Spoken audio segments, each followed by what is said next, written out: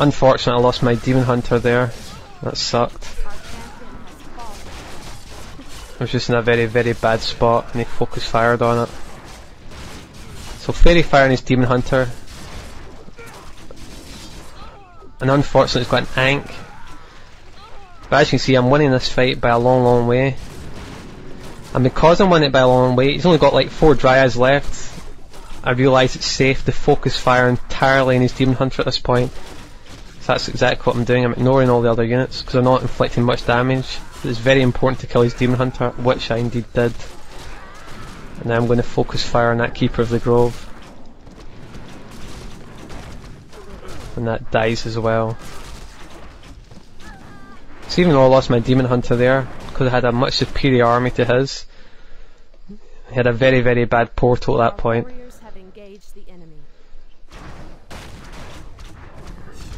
And now obviously I've got a huge, huge advantage, even though neither of us have got an expansion.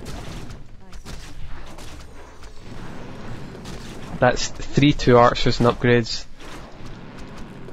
And obviously it's got the marksmanship and the range upgrades as well, so.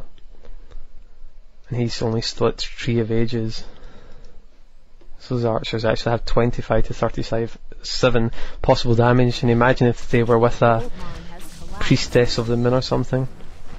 So that Keeper of the Grove just turned level 6, so obviously I've got Tranquility. That's a super spell when you've got a bunch of archers, because archers take a lot of damage.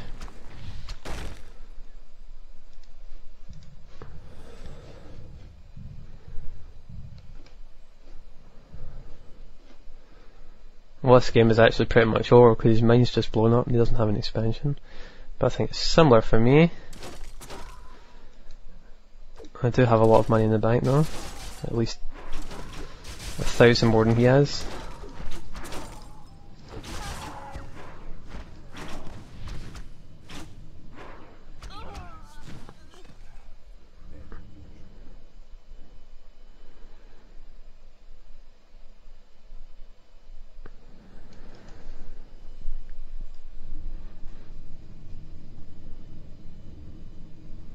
Yeah, I think I might work in this order a bit more. Do a Demon Hunter first, then get a bunch of archers, then try and get those Talons mixed in. So Priestess of the Moon and Demon Hunter, because they're all piercing attack units. The Talons have piercing attack, archers have piercing attack. The Priestess of the Moon aura, especially at level 3, would be huge.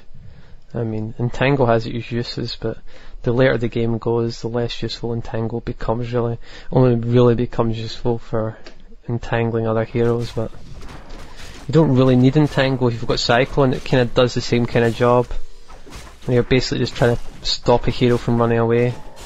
And that's exactly what Cyclone does as well, so if you've got Cyclone you don't really need Entangle. So I think a better choice in this kind of order would be a Priestess of the Moon. I'll definitely be trying that in my next game in this kind of matchup. Research finished. And imagine if I had a Priestess of the Moon at this point with level 6.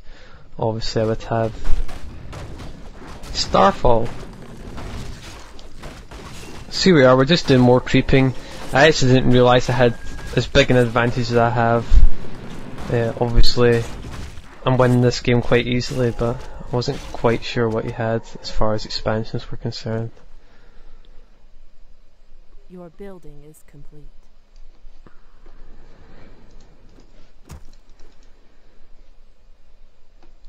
Yeah, and again, I've talked about this in games before, but I did that very clever thing.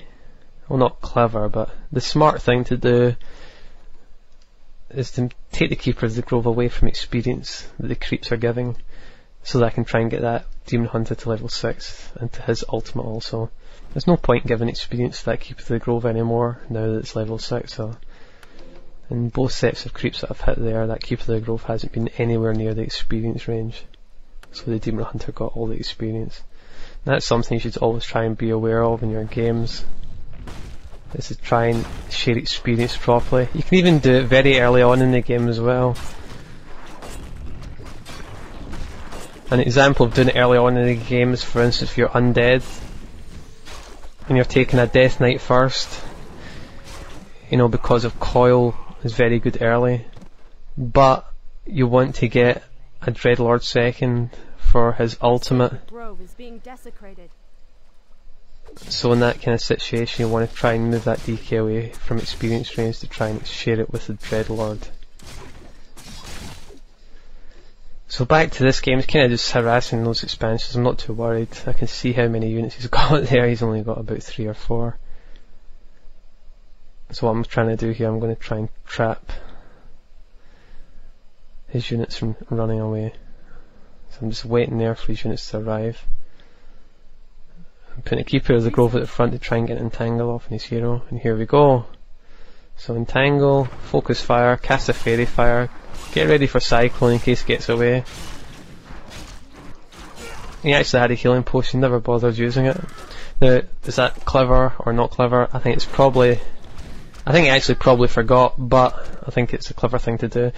You always see a lot of players, sometimes when I'm watching replays, even top players, you see them using their hero's definitely going to die. They've got like 3 or 4 healing potions. Even though their hero's definitely going to die, there's no way it can escape. They just keep clicking on their health potions, so they actually waste them all. They waste about 800 to 900 gold. And it'd be much smarter just to let the hero die, revive it. When it revives, you've got all those healing potions back. So there's another thing to bear in mind. Don't bother wasting healing potions and all your spells if your hero's definitely going to die. So at this point, we're just trying to finish off the game here. Just try to get that Keep of the Grove. Cast a Cyclone, hopefully, if it gets out. There we go. And then just run below it and then Focus Fire on it, obviously.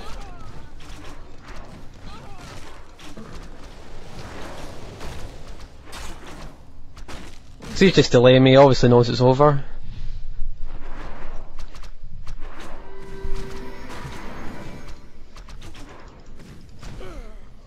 Oh, that's one of my favourite things, is actually killing a hero with a mana burn. It's a very nice feeling.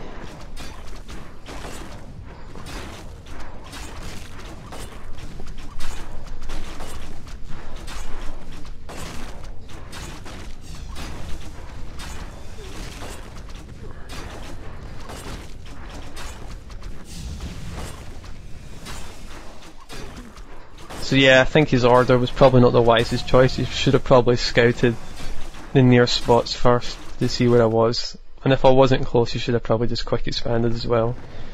Yeah, the ballista push and that sort of tactic doesn't really work when you're far away. Our warriors have engaged the enemy. I don't even think Crazy Assassin does a fast push would bother with trying to get ballistas to such far away spots. He'd probably just skip the ballistas and do all units, try and work it that way.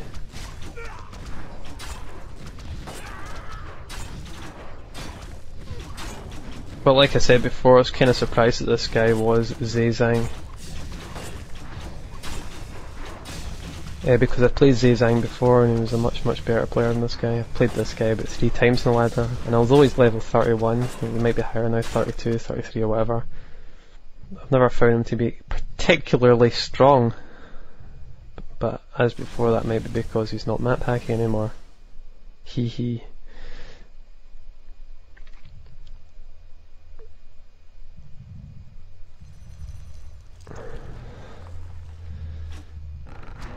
So he's screwing around there, trying to annoy me by delaying, turn on metamorphoses, and finish this game already.